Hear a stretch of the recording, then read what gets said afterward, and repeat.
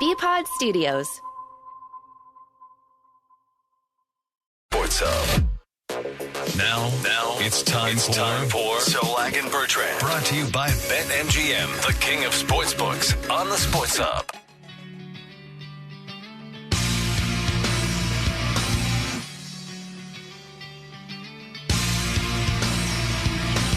Noontime hour, Zolak and Bertrand, presented by BetMGM, the king of sportsbooks.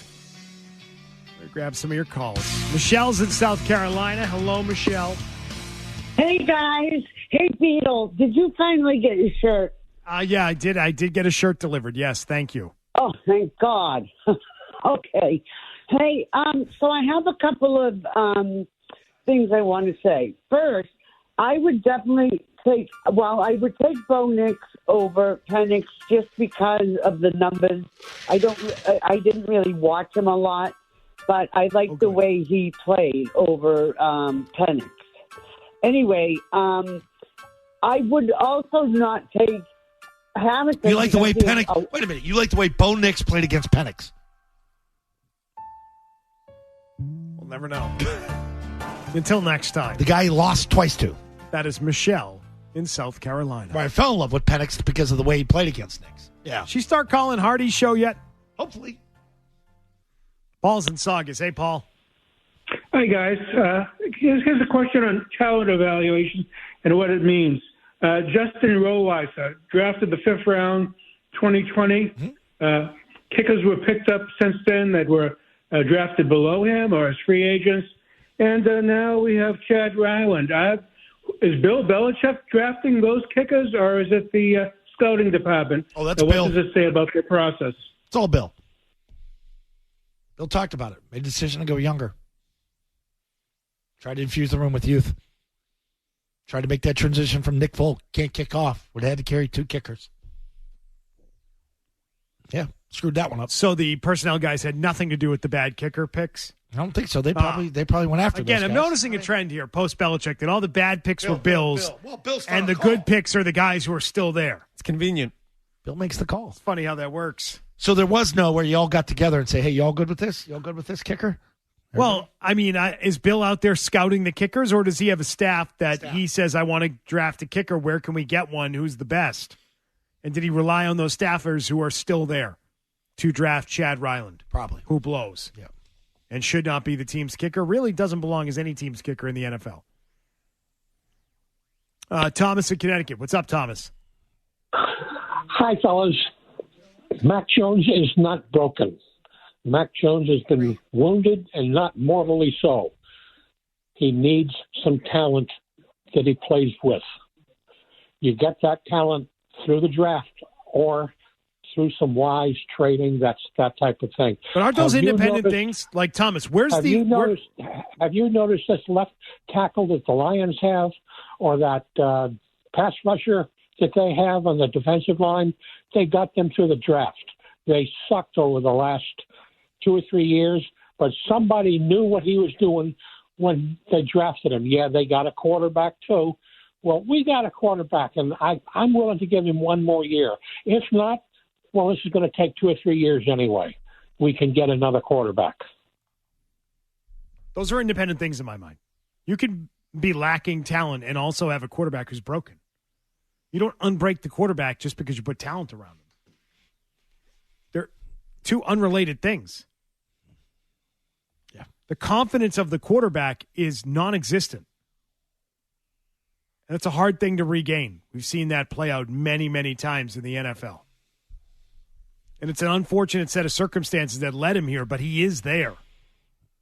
So I don't think that all of a sudden gets better just by putting better talent around him on the field. This indecision about offensive coordinator and the delay here is starting to get people to reconsider things.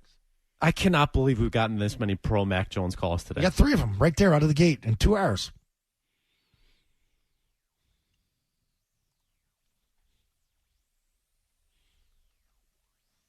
Tomorrow's 24th, 25th. We're not going to have a decision by the end of the week. Freaking Falcons are bringing in Aaron Glenn and Ben Johnson for head coach interviews. They're bringing in those guys over Belichick. What's that say? Okay. No head coaching experience. And they're going to bring them in. Doing their due diligence. At least they're scouting the field. Like, we're going to get an answer by next week. We might not have an answer by Super Bowl. On what exactly? Oh, head coach or offensive coordinator here or there in Atlanta. Oh. Okay. Feels like it's going to speed up in Atlanta, though. Mike is in Holden. What's up, Mike?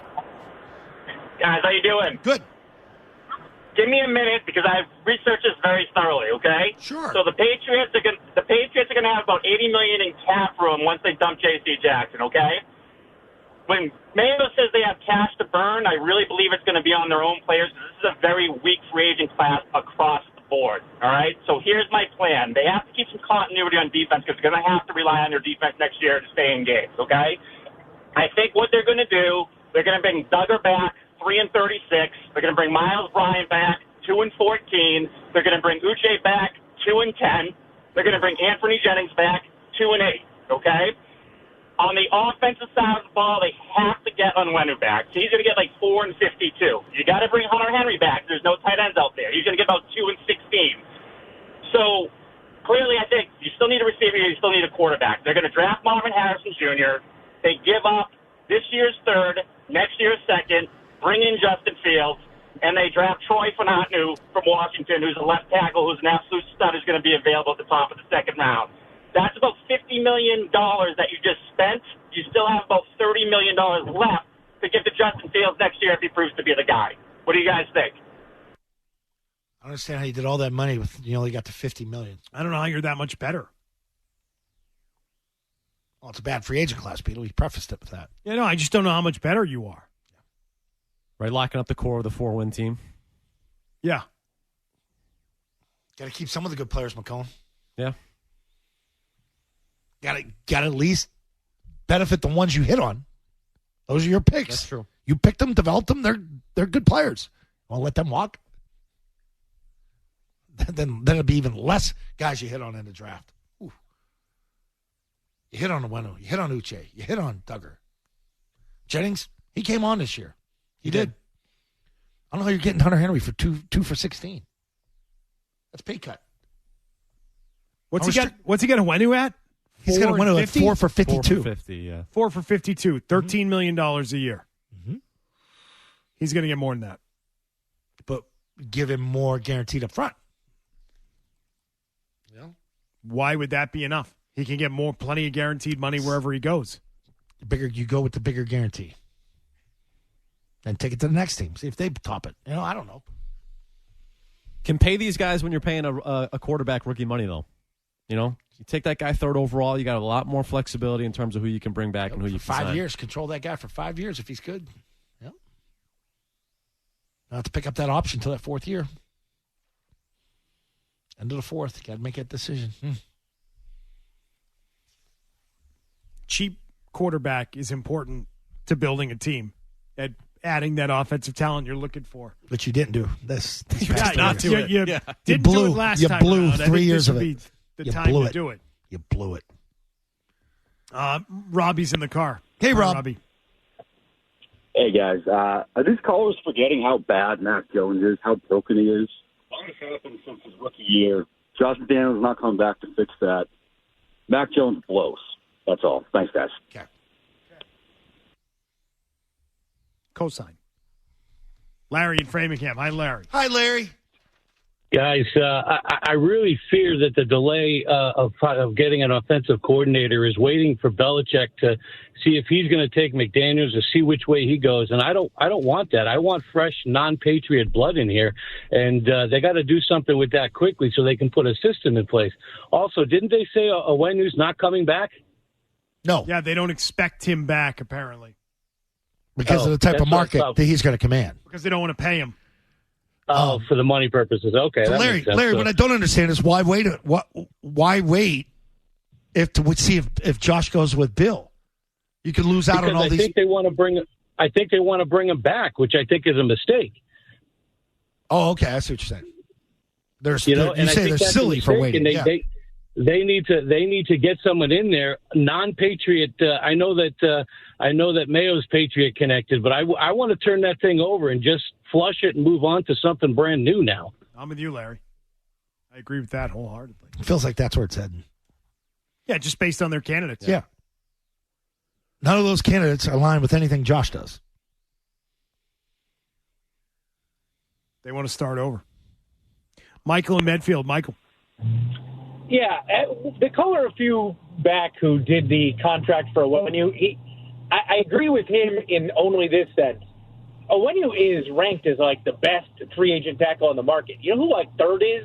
It's Trent Brown. Yep. That's how bad the tackle market is. That's right. For free agents. They never, ever let a good starting left or right tackle go. And that's why you got to come out of the first 2 rounds with a tackle. Now, obviously, the quarterback is the most important position for all the reasons you guys say, including contract. So if you are convinced you get the right guy at the top of the first, you got to do it. But if you are not otherwise convinced, then dropping down and getting a tackle or making sure you get one at the top of the second round is a must-do. Because, again, if Onwenu and the numbers they're throwing around is right, and if Trent Brown is listed as the third best tackle option on the free agent market, then that is not an aisle you want to go shopping in. No, it's not, because it gets really expensive. The top 10 right tackles in football all make $15 million a year or more. Oh. Currently. Never mind what will happen in free agency with a rising cap and a limited number of tackles that are available. So if you think you're getting him at $4.52, you're not. That's why that math is wrong. Sounds cheap, right? And he knows it. Yeah. And the team knows it. And they should have signed him prior to now. They finally figure out who their right tackle is, and they're going to blow it. Yep. And they're going to let him walk. Over money? One pick you nailed, you're going to let it walk. Would you ever bring back Trent Brown? No. Yeah. Nope. Not now. No. You're rebuilding. Not You after have what a you new saw head this year. coach. No. You need to establish a culture under your new head coach, and that is not a guy you want to do it with. I don't think he wants to be here. I want players that want to be here. You know? Yep. And he's made his feelings clear, you know? Dalton's in Dedham. Hi, Dalton. Hey, what's up, guys? Hey. Zolak, I had a quick take for you. I mean, this is a shot in the dark, but you possibly Mayo taking a chance on Derrick Henry this year, trying to back up Ramondre Stevenson. I mean, it'd be nice to have a nice third down back that we had, like when it came to LeGarrette Blount. And if we're gonna draft a young quarterback, it'd be nice to lean on a running game that we can actually believe in this year. Yeah, because they had. I mean, I did like Zeke. He did his job. But what do you think, Zoe, and then Brandon Henry? I'll hang up, guys. I mean, the guy's a big beast, but he broke that foot. He had that foot surgery, and just his age and the amount of money doesn't feel like it's a fit here. Just another big back. It's a redundancy issue. I want a scat back. I want a guy that can move. A Lair type guy. Clyde Edwards-Helaire. Yeah, something like that. Love Derrick Henry, though. Yeah, I do too. Love him. Big fan. But no, I don't see it happening. With Vrabel coming here, when we had Vrabel coming here, we got the mock-up of Derrick Henry. But I don't think it's going to happen. I don't, unfortunately. I don't think it's in the cards. We talked about the Red Sox yesterday. Craig Breslow is trying to tell everybody that the Red Sox were competitive in trying to get Yamamoto. Why do they do these things? Why do they do this crap? They can't do that anymore. They can't say they were very interested and we made a competitive. You can't say that after the fact. You can't. Some more thoughts on that coming up next. You should know better. We're back with more Zolak and Bertrand on the Sports Hub.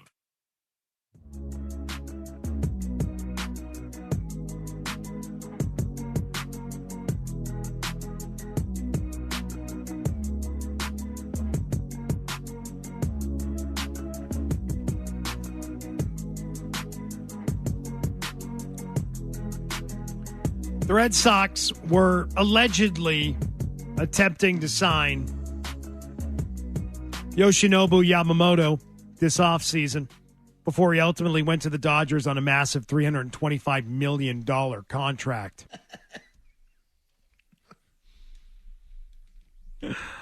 According to Craig Breslow, quote, I think that we were competitive.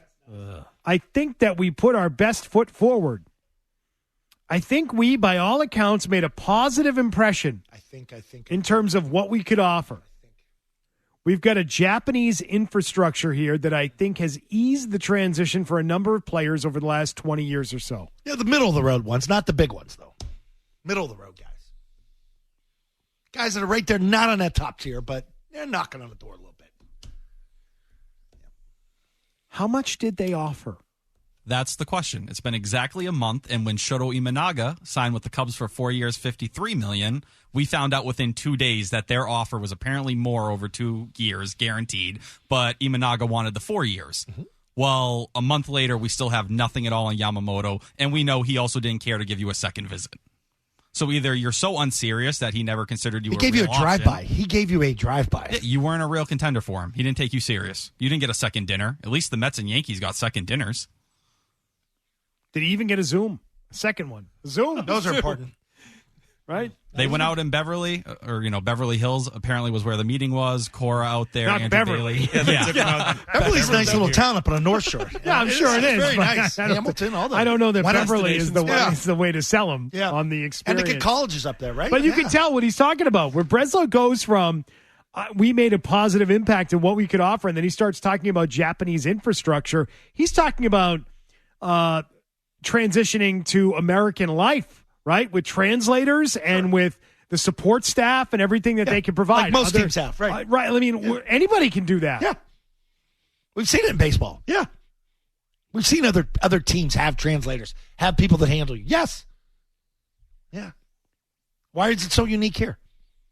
It isn't. It's not anything that another team could not recreate. He thinks maybe. You know what else the infrastructure was back in the day? It was paying top dollar. For Paying the posting fee. Top dollar for Yoshinobu. Yeah, we got $51 million. Infrastructure too. We'll pay the posting fee. Sure. We'll beat everybody else on the posting fee because we want Daisuke Matsuzaka. We will pay everything we need to pay. And bring your wife. And we will land She'll work him. for Nesson. Yep. Sure. That was the best part of the infrastructure. The money that the player makes. And so that's why I know, just based on those comments, that they're not referring to money when they talk about their positive impression. They're talking about setup. They're talking about support staff. Like what? Network. What makes you special in this regard? Nothing. Nothing makes you special. What did you offer? I can't imagine it was actually competitive with the way this offseason has played out. What'd you offer Mookie? Yeah. That's the thing. Mookie Betts is one of his favorite players. Your offer was, well, we have your former teammate Masataka Yoshida. Cool. The Dodgers have Shohei Ohtani. Does that what is your selling point at that point? And you're not competing. This is after Ohtani took what he took, so you knew he was going there. Do you want to play for what looks like the best team in the world, or do you want to play for a team that looks like they're finishing in last place? Even if you go there, it might be third place. Your main selling point was you could be the face of the franchise because Rafael Devers really isn't, as marketable in that sense. You could be an international superstar here. That was it. And if you're not going to go and spend that money, Sam Kennedy got asked the question straight out. He goes, how much did you guys offer? Not enough, he said. Those are his exact words. Not enough. When you have the amount of financial flexibility that you have, that the Dodgers, who are now over $300 million and over the luxury tax multiple years in a row, there was no reason for you not to have the most expensive offer on the table. Even if he didn't care to come play in Boston, if it was really about the West Coast, that's where he wanted to be. It doesn't matter. If you're serious, give him the most money possible. Tom Warner didn't even have an alternative. When he got told, or he explained to McAdam that, well, we really wanted Yamamoto. Was there no plan B, C, D? Clearly not. They liked this guy this much, yet they didn't have the offer that stood out amongst everyone. Because you know damn well if it was that good, they would have leaked it to the media to prove a point. Yeah. To show how serious they were. It'd have been nice to know that maybe you were $20 million off and you actually chose the Dodgers over you at short money. Short money once you get into that stratosphere. Right. They offered $325. We offered $3. We didn't know that the other offer was. Well, you're like, he didn't give us a chance to come up to $325, but we were in at $3. Yankees leaked their offer of $300 million, even though they were short of the $325. Yeah. And the Mets matched their offer and leaked it as well. It was the same as the Dodgers. Wow. You weren't even in the final three. But you think you were competitive. I think we. You're getting used by agents while they were trying to say the Giants and the Red Sox were making a push in the last days, which we all know neither one of them were seriously considered. So the thing that I find most disappointing about Craig Breslow is that he's going to be ownership's puppet the same way Chaim Bloom was. 1,000%. And that's the most disappointing part.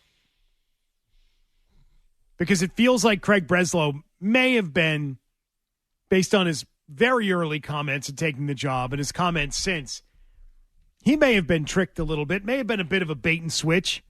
And if that is true, he's covering for them. He's covering for the people he works for. It feels like he tried to cushion it more, where at least Kennedy said, well, obviously not enough. These two should be on the same page, right? I mean, not enough in ultimately, being competitive. They're both covering for their owner. They're both covering for a guy who's in hiding. But I feel like I got a better answer from Kennedy and not Breslow. Has anyone seen John Henry lately? No. Like, even just spotted him? Has he been spotted around town anywhere? Where is he? Where's he gone? Where is the owner of the Boston Red Sox? Busy. Scheduling conflicts. I mean, he was lurking in the background at the Breslow hire, right? Yeah. 20 minutes late to that, Beetle. Yeah, he showed up 20 minutes late. Barely cared to be there at all. His wife was there on time, though. He's taking care of business with Jonathan Kraft. Or popping bottles down in Miami with Tom Warner, as we see on social media. Okay, so he's been spotted in Miami. Nice. I'd like to go to Miami. Pop some bottles down there, McCone, huh? Get you out of Worcester. But maybe. from a baseball perspective, he's pretty much in hiding. Wonder if we're going to hear from him when the team gets to spring training. If he's going to speak this year. I don't know. I don't think canceled it last year, right? Didn't do the picnic tables. Didn't do the picnic tables last year. That'll be a fun one this year. There was only 2 writers there last year. John, I just want to remind you, John, door's always open here. The door is always open. It's always been open for you. Your previous visit, I think, was great. I think it's time for another. Yep. Dickman doesn't work here, but we'll let you in this. It'll be easier access this time. Just Beat bang on the glass like every other person does on. here. Tyler, let him We're in. pretty much in charge of answering the door at this place now. Yeah. UPS, FedEx, mailman, whatever it is. Okay. Hi. Food delivery for who? Okay, yeah, we'll take it. We'll get it to them. So you don't have to worry about going through Dickman again. You don't have to deal with that harassment from him. That mean guy. I'm John Henry. Sit down. Well, I'm Jim Louth. I was busy today. Leave him alone. Oh, they were competitive. Yeah, stop it with that. Please. Stop doing that. Stop doing that thing. Well, it was last year, right? Where they were stunned, whether it was McAdam and everybody that was down there at spring training. There was very minimal people covering the team for the opening of spring training, right? That was last year. Like 3 people were there. Yeah, I don't or think three people from networks here. Yeah, Where it was one TV station and 2 writers, I think it was, right? Yep. Wonder what it'll be this year. The one thing you can hope for John Henry, and this is not even the bare minimum, but last year at least he took some questions from Sean McAdam and I think it was Jen McCaffrey, and they were able to put him in pieces. But that was it. That was John Henry's. Here you guys go, throwing you guys a bone. I'm going to answer 3-4 questions and see you later. I wouldn't call it a bone. Crumbs. Not even crumbs. Dusting crumbs off the table. That's what he's doing there. Ta-da! Opening day right around the corner. Can't Up wait. next.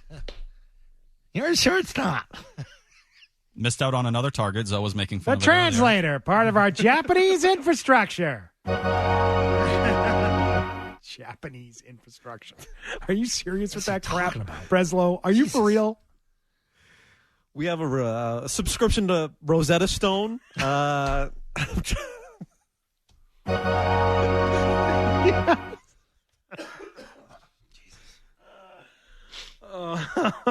It's someone walking out the box to the first baseline. Rosetta Stone box.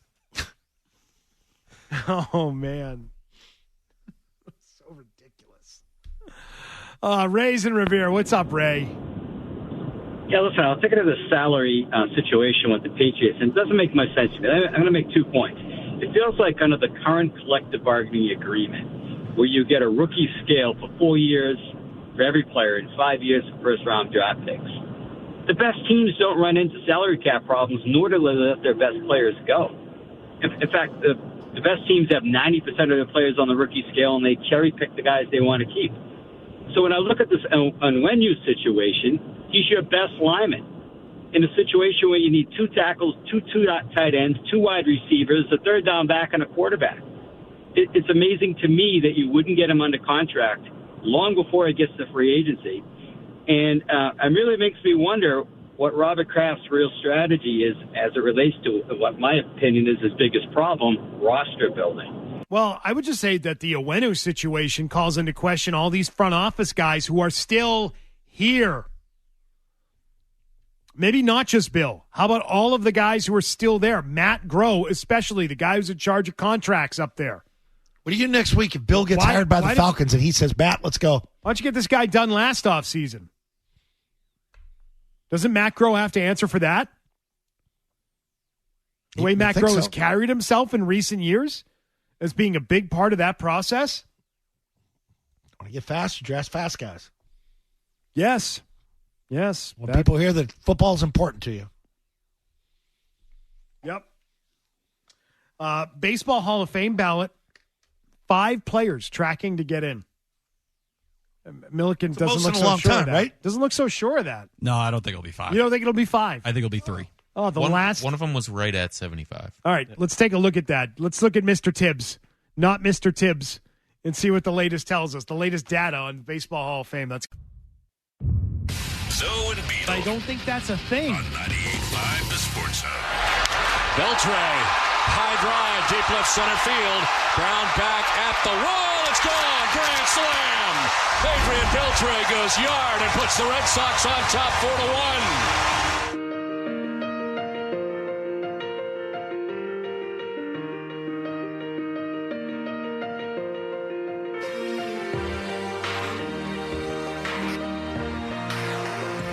Looking at the not Mr. Tibbs Hall of Fame ballot tracker. Hall of Fame announcement coming later today.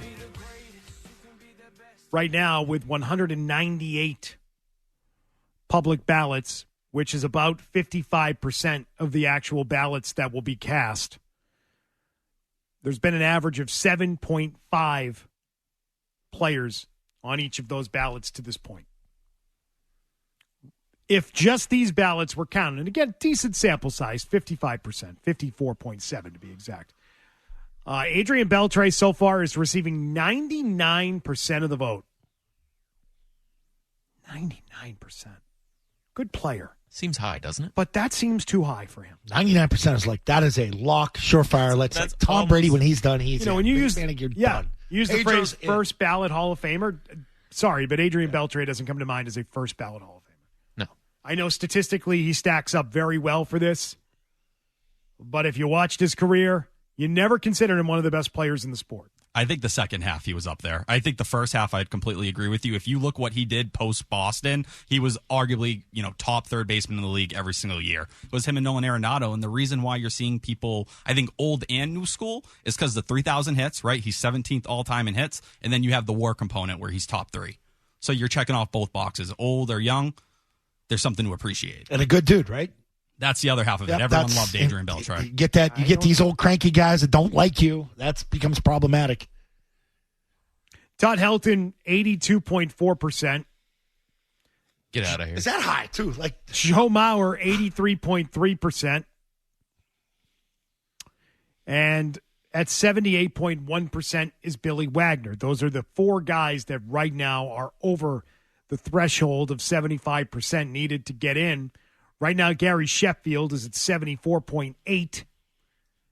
And what we've seen historically is that numbers go down a little bit once the rest of the ballots are in, especially for guys that have any links to PEDs. Yeah. And Gary Sheffield has a link to Balco. So I think you're going to see that number go down. He did not abuse PEDs the way maybe A-Rod or Manny Ramirez did. By the way, A-Rod right now at 39%, Manny at 35.2. And those are the only 2 guys that should be getting in this. It's unbelievable. It's so stupid. It really is. That's the thing that bugs me about this. Yeah, I get it. It's in the sport. Those guys are damn great at the time they played it and how they acted and how effective they were at the plate. Yeah. They were one of the best at the time. And you already got guys who have steroid connections in there now. David Ortiz, that was, Pudge, Mike That was a Piazza. time in baseball you can't ignore. Yeah. Ridiculous. So to look at this right now, it looks like 4 guys have a pretty decent shot of getting in today. And it would be Beltre, Helton, Mauer, who without a doubt deserves to be in, and Billy Wagner, who I would also vote for. I'd vote for Billy Wagner. I'd put Billy Wagner. This is it for Sheffield, though. This was his last year. I know. And I think he deserves to be a Hall of Famer. Playing that market, that team. That clip we made fun of a couple days ago where he was talking about how the Red Sox haunt him, he's gone on a whole PR run trying to get it one last time and hoping for the best. Because guys like him go to the veteran committee, the steroid stuff, that's a death sentence there. No one's going to give you the time of day. And he used to have wars out there in right field. Fenway. Some people choose not to vote for him because when he was playing third base with the Marlins, he was throwing the ball in the stands on purpose. He admitted to try and get moved. He didn't want to play the position anymore. Yeah, probably not his proudest moments. Yeah, but you talk about fearing a hitter. Sheffield, especially those Yankees years in like the middle of the rivalry, early 2000s, I was terrified of Gary Sheffield. Number 11 was a badass, and you do it every time you played him. Yep. 500 homers, too. You get in that club, usually you're Auto Hall of Fame. I mean, when I think of Sheffield, yes, obviously there's that Yankee connection, but he just, so much of his career was not played there. It was such a small part of his career. Yeah. But he was still good in his late 30s playing there. Well, I mean, he may have had some help. May have had a little help to keep it going to the degree that he did. But Beltre at 99%, seems I don't know why I would feel better if he were at like 80% or 85%. Like, that's a slam dunk guy. 99 puts you in that's rarefied air. 99 puts you in the unicorn category where there aren't many like sure ballot first ballot Hall of Famers like this guy's lock, stock, and just he's the guy. Like greatest of all time. You don't look at him as greatest of all time. Right. You know, imagine yourself what teams he played for. Mariano Rivera, yes. best closer of all Mariano time. Rivera. I mean, yeah. What did Ortiz come in at? What's his final number when he got in? Like, but you watch him like one of the most devastating, hitters of all time. Designated DH. Like that dude was in. From what I can tell, the only public ballot that doesn't have Adrian Beltre on it is Bill Ballou. Worcester Telegram. Let's go. Your guy. Worcester guy. What's the matter with your city? Is that a city or a town? It's a city, right? Second biggest city in New England. I know. I said that. I don't know if he's provided any rationale for that. But that's what it looks like, according to the spreadsheet of not Mr. Tibbs. Get him on Mad Dog Show. Such a hot take. Curious to know. But that's coming up later today. Baseball Hall of Fame's taken a big hit in recent years. What, McCone? Big hit. A-Rod and Manny not be like, this is such a They're in the joke. 30s. They're in the 30s. No, it's embarrassing. It is. It's embarrassing. At least be it like Sheffield where you're like at low 70s and you're knocking on the door. You're just going out of your way not to vote for them. So you're in the 30s. Check out 31. Tom Helton, the best of the best. When's it going to happen? Lunch at Biggio's. Fly down to Houston. Go have lunch at Biggio's. When are the voters going to cycle through to where it was okay and they're more forgiving to the steroid guys? Like, when is that going to happen? I've been hearing about it for a couple years now. Well, they're more forgiving, but it's just still not enough to get them over the hump. I just think they started to lose me with Harold Baines going back to 5 years ago. I was out once Scott Rowland got in. When that happened 5 years ago, I'm like, oh, this is it. This is the beginning of the end. Put Harold Baines in. Here we go now. Just not going to be the same around here anymore. Oh. That's not going to make you drive out. What was your favorite moment for old Bainesy? So many. I'd like to re-induct Randy Johnson just for another speech, T-Bone. I think you should just write everybody's speech or deliver them. He'll be the official speechwriter for the Hall of Fame. USC. And then I played Little League until I was 12. He and Ricky Henderson should do the speeches. Like Livermore, California. Yeah, some fun. Let him and Ricky Henderson do it. Todd Hilton's like, I'm not from Livermore, California. What are you talking about? Mention Ron Dato. Legendary Ron Dato.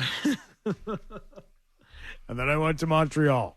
Wasn't very good. It wasn't very good.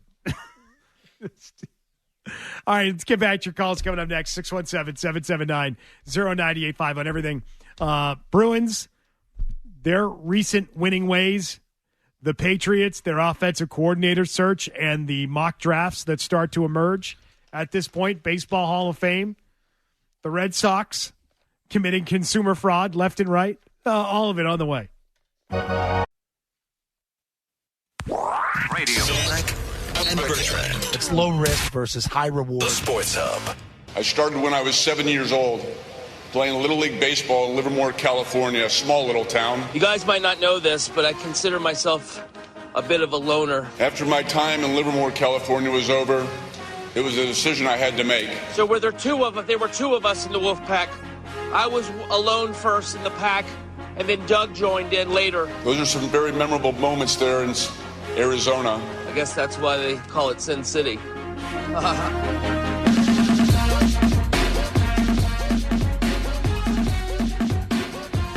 Boy, what? That dude. At the party with him, boy. Hello, how are you? Would you like to go to Applebee's? We can sit there and get the frozen mug. They call it Brutus. Whew. Randy. Big wide collar shirts he used to wear. I got drafted by the Atlanta Braves, and I also had an opportunity to go to college. Oh, gee, what should I do? Go to college or go play minor league ball? I chose to go to college and further my education. Yeah. I also lifted this entire speech from Wikipedia. Thank you. I played for the legendary baseball coach Rod Dato at USC. Another electric man. After USC, I was drafted 1985 by the Montreal Expos. Yes, we know these things. We have the baseball card. Thank He you. went straight Wikipedia. We've got Google. It took me 4 years in the minor leagues to finally get a call-up in 1988. Thank you for that. Per Baseball Reference. Very factual speech. The following year, 89, didn't go so well. I got sent back down to the minor leagues. I feel subjective there. Don't beat yourself up like that. Yeah. Don't get down. Then I was part of a trade. Oh. Trade. As I go through the next page. From Montreal to Seattle. That would bring Mark Langston from Seattle to Montreal. Yeah, now he's reading the transaction wire. And myself, Brian Holman, and Gene Harris to Seattle. Very good. As my time finished up in Seattle, I went to Houston for 2 months. Then I became a free agent. Oh. Just glosses over his time in Seattle. Right, that was it. That's all he had to say about Seattle. Going back home to Arizona. Those are some very memorable moments there in Arizona. Thanks, Alan. Alan, sit down. I'm so grateful for everybody that I played with and the franchise. Which one? I moved on from Arizona, and then I went on to New York. After 2 years in New York, I came back to Arizona. Back and forth. I say back and forth. Like, I mean, it's a wonder he doesn't do I've forgotten how it's a wonder he doesn't do ridiculous that pregame speech was, death right? stuff, you know, MLB Network or something, or TNT, you know, like something like that. How about that drive in? 2007, 2008. In 2009, I finished my career. It's amazing Fox doesn't put him on like with A-Rod and Poppy, you know. In San Francisco.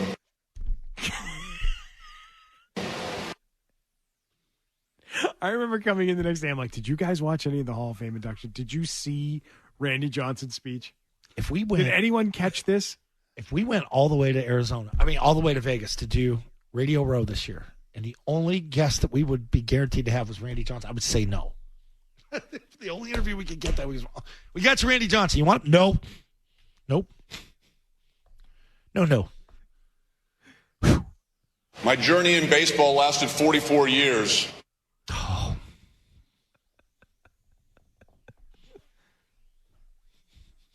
Nobody proofread that with him? Like, I started when I was 7 years old.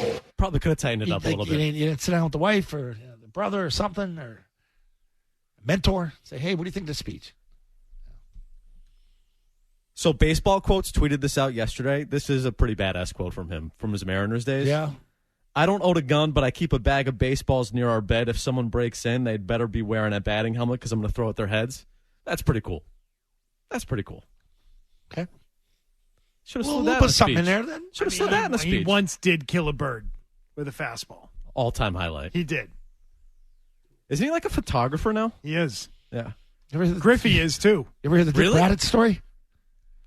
Yeah, Griffey has been showing up on NFL sidelines with credentials, shooting games. Yeah. Recently. Yeah, orange vest. Crazy. Yeah. Yeah, they're both into photography. They've both taken that up as their hobby in their post-playing days. Gotta do something. Yeah. You gotta do something. And those guys have plenty of money. Baseball players, though. Always made money. Get a nice camera. Oh, yeah. They can afford the camera, and they can afford to never work. Yeah. Or write a speech. Steve and Sharon, hi. Hey, guys. Hey. Had a question about the draft. Do you think that the Patriots would be able to create some sort of bidding war for the 3 position for Marvin Harrison if Caleb Williams and Drake May go 1 and 2? That way you're not drafting Daniels at 3, and maybe you can let the Chargers bump up to 3 to take Harrison and skip over Arizona and possibly get their second-round pick and something else. Yeah, absolutely. I think the first 2 are locked. They're locked. You're taking quarterbacks there. I think you put that number 3 pick up for grabs. I think you could take a ton of calls on that and see what you could get in return. Because of, it's a receiver, or it's the 3rd quarterback, or it's the number 1 tackle. You got a lot of big needs by teams there where they could jump on that. Nobody's getting up to 2 or 1. That's not going to happen. At 3, I think that's where the phones start ringing. 3, 4, 5, right down the order. I think that bidding war, though, would be for the 3rd quarterback. And if I'm the Patriots, I want to take that guy. I don't want to trade that pick. But and let unless you were sold on, the only scenario I see this happening is if you were sold on Daniels, that's our guy, and he goes somehow to the Commanders at 2. And they grab him. Yeah. And they pull him out from underneath their feet. Now, all of a sudden, we got to reassess what we are. You know? Like, okay, we could take May, or we could have 4 picks here, guys. What do you want to do? You know, we're not going to Super Bowl next year. Come on. Realistically. Be real about it. I wouldn't just take a guy to take a guy. But like I said, if you fall in love with Daniels and you hear he's going 2, you may have to move up to 2 to get him. By the way, mentioning the Chargers, it appears the Chargers and Jim Harbaugh are, quote, in striking distance to getting a deal done for him to become the team's head coach per Mike Garafolo, NFL Network. Makes sense. I don't see him going back to Michigan ever. I know Michigan was going to re-offer money, but you won the national title. Get the hell out while you're rolling. Get back in the NFL, and it's sort of a plug-and-play place for him. Just go in there and coach him up. Forever be a hero at Michigan. Yeah. Mm-hmm. Done. I've done my work here. It can't end poorly for him if you leave right now. Michigan man. Forever. Yep. And they'll be talking about him years from now. Oh, if we could only have kept Harbaugh. If we had only found a way to keep Harbaugh, we'd still be great. Ryan Day's licking his chops, man. He got extra weightlifting today at Ohio State. Yeah. You got Michigan now. Yeah, do you? Harbaugh took over the program, fixed it, finally broke through, won it all, and now he's out the door. Best case scenario. Yep. Yeah. And someone else could deal with the sanctions. See ya. I'm not getting suspended and not coaching next year. I'm going to the NFL. I'm out of here. Bye. Chargers become a real threat with him as their coach, though. I was just thinking that. Really do. You got to imagine there'll be a much tighter program there now. Tight. Tighten it up. Got to wonder if his personality is the right personality to get the most out of Justin Herbert. Hopefully it wakes his ass up. I hope it does. Yeah. I mean, I think Herbert's pretty damn good. I don't know that he's the problem there. Got to make him a winner. Got to find a way to get him to win games. The big find ones. him to get to the next level. Yeah. It's not about regular season stats with that cat. You know, they got to make it more important to him. Let's grab headlines, and we'll come right back in 90 seconds.